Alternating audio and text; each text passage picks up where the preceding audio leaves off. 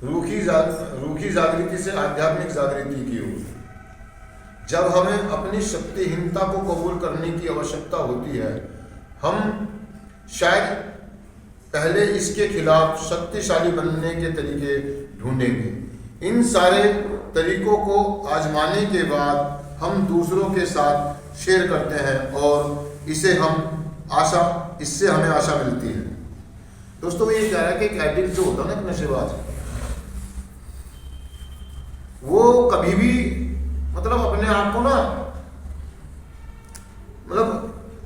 कमजोर, है ना, बुज़दिल, डरपोक, नकारा एक्सेप्ट नहीं करता है जल्दी से। या ये कह लो कि जब हम कार्यक्रम में आते हैं, नशेबाज जब प्रोग्राम में आ जाता है, कार्यक्रम में आता है, उसको कहीं ना कहीं ये बात सुनने को मिलती है कि हम पावरलेस हैं, हम शक्तिहीन हैं नशे के आगे। तो वो क्या करता है एडिक्ट कि मतलब अपने आप को शक्तिशाली दिखाने के तरीके ढूंढता है। तरीके दिखाने का मतलब ये, तरीके ढूंढने का मतलब ये दोस्तों ये कहना चाहता है कि वो अपने तरीके से नशा छोड़ने की कोशिश करता है, हालातों को, परिस्थितियों को कंट्रोल करने की कोशिश, मतलब घर में संबंध खराब है, काम धंधे में दिक्कत हो रही है, पढ़ाई लिखाई में दिक्कत हो रही है, नशे पे से नियंत्रण खत्म होता जा रहा है ना। वो बहुत सारे तरीके आजमाता है अपने आप को, अपने घर को सेव करने के लिए। बीवी उधर से कह रही है कि मैं आपको छोड़ के चली जाऊंगी, है ना, माँ बाप कह रहे हैं कि तेरे को घर से बेदखल कर देंगे। तो वो चीजों को कंट्रोल करने की कोशिश करता है, मैनेज करने की कोशिश करता है अपने तरीके से। वो अपने आप से कमिटमेंट करता है, वो अपने आप से वादे करता है ना, वो सोर्सेस ढूंढता है दूसरी जगहों पर जाकर के नशा छोड़ने की। मतलब एक भगवान बदल के दूसरे भगवान को पूजना शुरू कर देता है ना। समझ रहे हैं मेरी बात को? मतलब वो कोशिशें करता है, वो दिखाना चाहता है कि सब कुछ कंट्रोल में, सब कुछ नियंत्रण में है। मेरा परिवार, मेरा काम धंधा, मेरा नशा, मेरा सब कुछ, मेरा जो फिजिकली भी जो है मेरा सब कुछ कंट्रोल में है। मतलब वो सामने वाला कहता है कि नहीं, आप नशे के आगे शक्तिहीन है, आप ना चाहते हुए भी नशा करते हैं, आप ना चाहते हुए भी बहुत सारी गलत चीजें करते हैं, आपका नियंत्रण खत्म है, आपको कार्यक्रम की जरूरत है, आपको प्रोग्राम की जरूरत है, आपको किसी की मदद की जरूरत है। आप ये देख लीजिए ना, तो जो समाज में जो लोग होते हैं या जो कर रहे होते हैं, अब जब उनको कोई अनुभवी व्यक्ति उनको बताता है कि आपने ये क्या हाल बना रखा, कुछ लेते क्यों नहीं, तो कहता है सब कुछ ठीक है, सब कुछ नॉर्मल है। आप किसी भी एडिक्ट से नए आने वाले से अगर आप जवाब मिलेंगे तो वो आपको एक ही बात कहता है कि उस रात थोड़ा सी ज्यादा हो गई थी, थोड़ा सा पार्टी में चला गया था, इस वजह से थोड़ा सा झगड़ा हो गया, थोड़ा सा ये हो गया, इस वजह से नहीं तो मैं तो लिमिट में पीता हूँ, मुझे तो कोई दिक्कत है ही नहीं, मैं तो काम धंधा करता हूँ, मेरी नौकरी है, मेरा बिजनेस है। मतलब वो अपने शक्तिशाली बनने के तरीके ढूंढता है, सामने वालों को जताता है कि मेरे को कोई दिक्कत नहीं है। वो कहीं ना कहीं वो इस बात को दिखा रहा होता है कि मैं शक्तिशाली हूं, मैं सारी चीजें नियंत्रण में, लेकिन हकीकत और वास्तविकता ये है कि वो बर्बादी की तरफ जा रहा है। वो धीरे धीरे बॉटम में जा रहा है, वो धीरे धीरे तले में जा रहा है, उसे भी नजर आ रहा है अंदर ही अंदर, लेकिन उसे इस बात का भय और इस बात का डर है कि अगर मैंने अपने आप को दिवालिया घोषित कर दिया तो मेरा सब कुछ कुर्की हो जाएगा।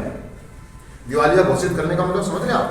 दिवालिया मतलब कि चीजें नियंत्रण से बाहर है, मैं पावरलेस हूं। और जिसको सामने वाले को ले रहे तो वो क्या करेगा, जल्दी जल्दी सामान झपटेगा ना। मतलब बीवी अपना सामान संभालेगी, माँ बाप अपना संभालेंगे, सब अपना अपना हक मांगेगा। अगर आपने किसी को 10 लाख का 10,000 का कर्जा ले रखा तो वो पहले अपने 10,000 वसूलने की कोशिश करेगा, आपके घर में से टीवी उठाएगा, फ्रिज उठाएगा, है ना, आपका फोन उठाएगा। वो उसको हमेशा इस बात का डर रहता है कि अगर मैंने अपने आप को दिवालिया घोषित कर दिया या मैंने अपने आप को पावरलेस मान लिया तो लोग मुझसे दूर हो जाएंगे। वो बहुत सारी चीजों को खोना नहीं चाहता है, जो समाज में उसकी रिस्पेक्ट थोड़ी बहुत बनी हुई है या वो जो नगदी बनी हुई है किसी, है ना, वो नहीं खोना चाहता। वो जो थोड़े बहुत संबंध है, थोड़ी बहुत चीजें, वो डरता है कि अगर मैंने अपने आप को दिवालिया घोषित कर लिया तो मेरा सब कुछ खत्म। ये कहने का मतलब है कि अगर मैंने अपने आप को शक्तिहीन मान लिया।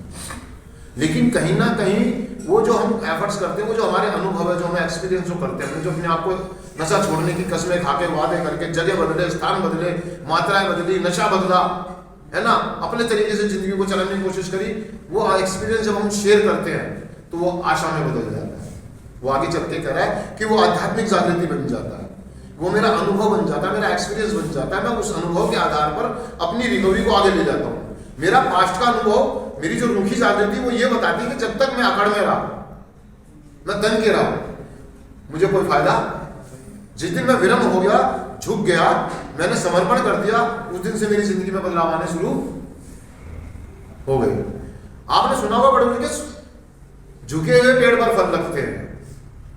आंधी तूफान में अक्सर अगड़े हुए पेड़ों को टूटते हुए देखा है। यही है रूखी जागृति कि थोता चढ़ा और बाजे मतलब हम एडिक्ट अकड़ में रहता अपनी, वो झुकने को तैयार नहीं, वो मानने को तैयार नहीं, वो अकड़ में रहेगा हमेशा अपनी। उस अकड़ को डाउन करने के लिए आपके सीनियर्स मेंबर जो होते हैं, आपके सभाओं में जो आप जाते हैं या रिहाब में जब रहते हैं, आपको कोई टीचर को या कोई गुरु मिलता है या आपको जो स्पॉन्सर मिलता है, वो आपके व्यक्तित्व को, आपकी पर्सनैलिटी को बहुत अच्छे से पहचानता है। वो धीरे धीरे करके आपके कपड़े उतारता है, आपके चारित्रिक दोष आपको बताता है। ऐसी स्थिति में बहुत सारे लोग रिएक्ट कर देते हैं, नकार देते हैं, डिनाइल कर जाते हैं, वो सुनना नहीं चाहते हैं, वो भागते हैं चीजों से, वो नंगा नहीं होना चाहते हैं। लेकिन जब जब हम धीरे धीरे जब हम अपने आप शक्तिहीनता को कबूल करते हैं कि हाँ मैं इस बात को कबूल करता हूँ कि मैं चीज़ों को नियंत्रण में नहीं कर पाया, मुझे संबंध बनाने नहीं आते हैं, मैं अपनी जिंदगी को सही तरीके से नहीं चला पाया, मैं इस बात को एक्सेप्ट करता हूँ। और मेरी रूखी जागृति थी ये भी मतलब कि मैं बहुत कुछ जानता हूँ, मुझे बहुत सारे एक्सपीरियंस है मेरे। तो किस काम के मेरे अनुभव, मेरे एक्सपीरियंस, मेरी पढ़ाई लिखाई। जो एक एडिक्ट अपने आप को करा कि मैं पेशे से वकील हूँ, जज हूँ, मैं बीएड हूँ, मैं 12वीं पढ़ा हूँ, मैं कॉलेज पास आउट हूँ, मेरा बिजनेस है, लेकिन वो उसकी जानकारी, वो उसका अनुभव उसको कितने दिन तक नशे से दूर रख पाया, ये रूखी जागृति है। मेरी जिंदगी का एक्सपीरियंस, मेरा अनुभव, मेरी चालाकी, मेरा शाणपन मुझे कितने दिन नशे से दूर रख पाया।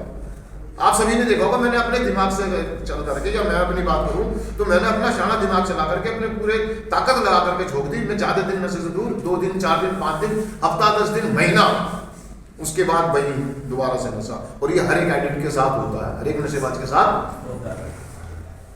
और वो सोचता है कि मैंने पिछले 6 महीने तो छोड़ी थी, मैं तो अपने तरीके से छोड़ देता हूं।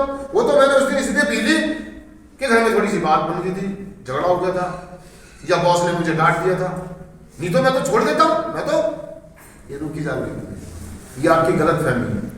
हकीकत ये है कि आपको मदद की जरूरत है, आपको इलाज की।